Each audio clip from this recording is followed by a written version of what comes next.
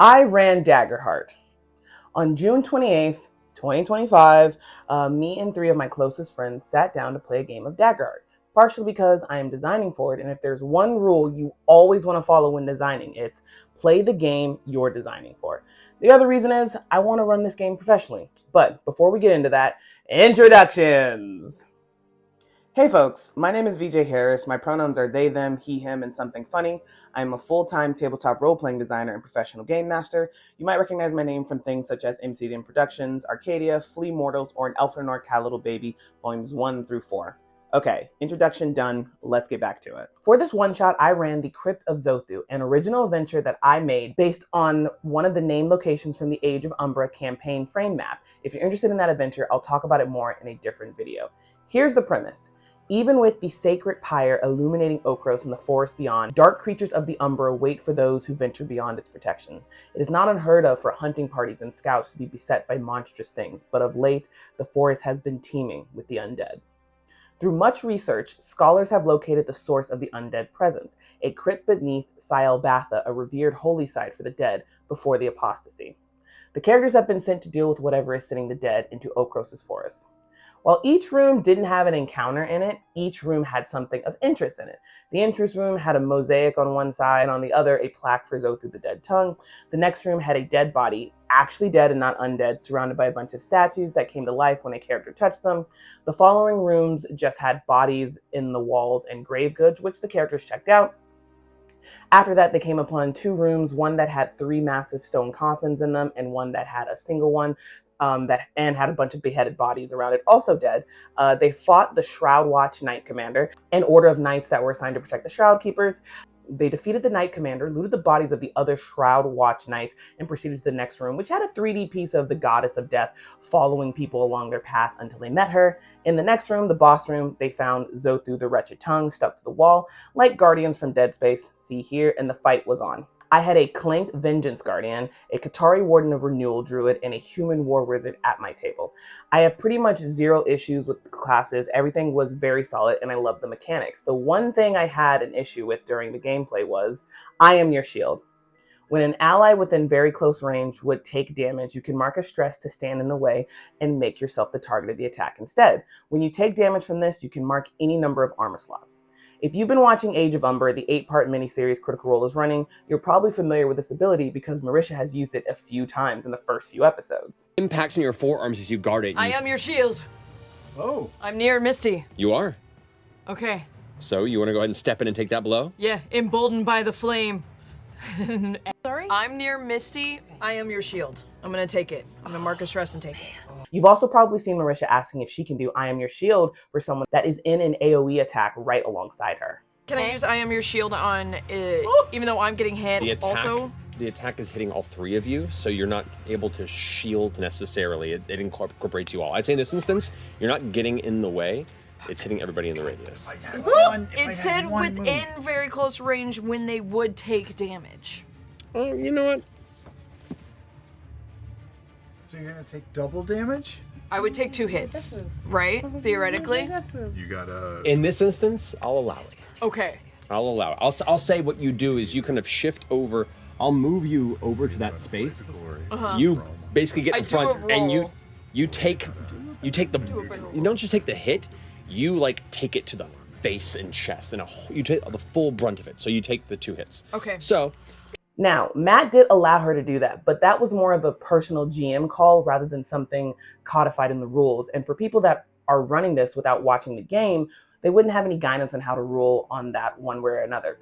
I think there needs to be explicit guidance, as in something on the actual card telling us what happens in that scenario. Another thing I wish was codified in the card is if you can do it for multiple people as long as you're within 5 feet of them.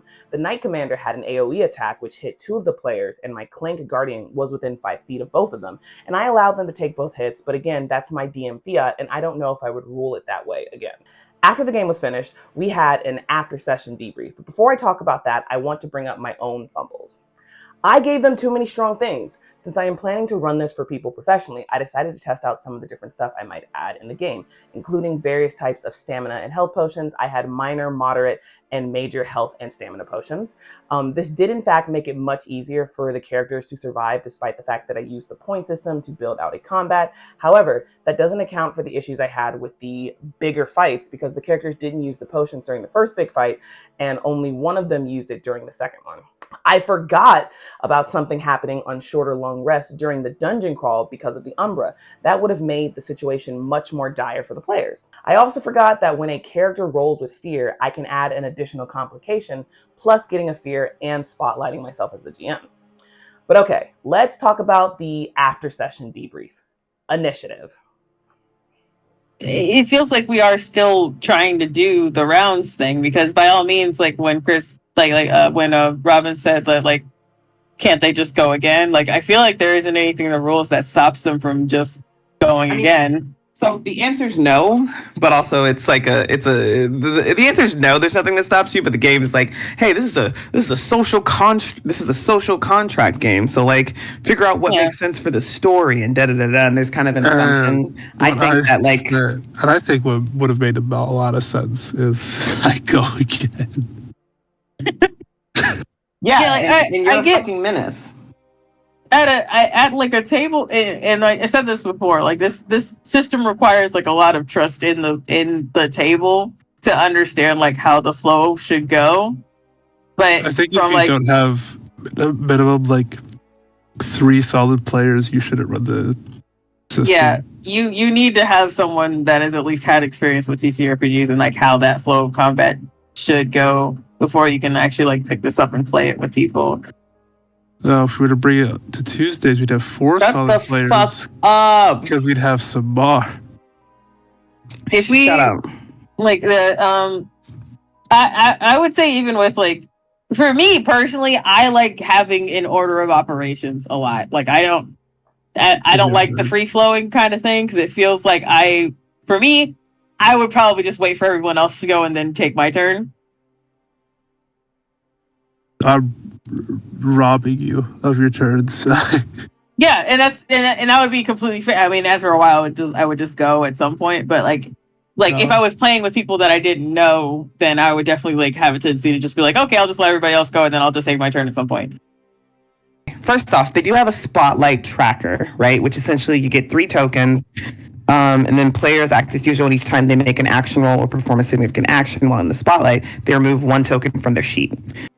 So, I've played games with initiatives similar to this, like Monster of the Week. In those games, I've never had a problem with the initiative being essentially non-existent, but by the time I started playing that, I was an experienced TTRPG player and designer, so maybe that made it easier for me. I do have to agree it'd be hit or miss depending on the table for this initiative list tracker, and even using the token system, it still doesn't solve the actual issue.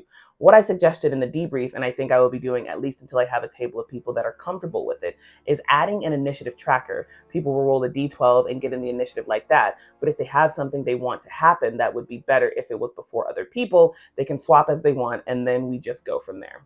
I'll also be adding a token or something that represents the start of a new round, just until people feel more comfortable. All right, min-maxing. Because the mechanics of it are so very loose. Like, imagine if I had stuck with like staying as like the guardian, and quite literally, VJ, you would just be dealing with like 2 unkillable tanks at level 1. I will say Guardian does feel a little bit broken. If you were to play 2 of them at the same time, I don't know how you would really deal with that. Like the game truly, like especially like encounters wise, seems like it is absolute hell to balance an encounter for. Because either you're pulling out a bunch of bullshit or they're pulling out a bunch of bullshit on you. And I think that was the idea, though. Like, I think hadn't they said like you're not really supposed to balance things? You just kind of like go with the flow. I think that was Here's the thing: they do give you, when it comes to encounter buildings, they give you a point system to use to build the encounters, right? So, like if you use a solo creature, you get 3. You get 3 times. You You get 3 times your number of players plus 1. So I had 10 points for every encounter I spent. And if it's like, hey, for every minion, for every group of minions you have, that's more than for every minions equal to the number of players, you use 1 point, etc. So they do give you something where you're supposed to build out the encounter. And that's what I used for this. Gotcha. Okay. About 2 weeks ago, there was a post on Reddit from Montessor titled, "This game is not for you," and it read, "I really wonder why people push back against the idea that every game isn't for them. I found a broken multi-class combo. This game is not for you. Everyone should only take this ancestry. This game is not for you. Why would you ever take the ancestry/class/subclass? This game is not for you. My players need defined initiative. This game is not for you." I could go on. This is not a value judgment, and you could and can house rule, etc. But there are a lot of games. If this one doesn't suit you, try the others.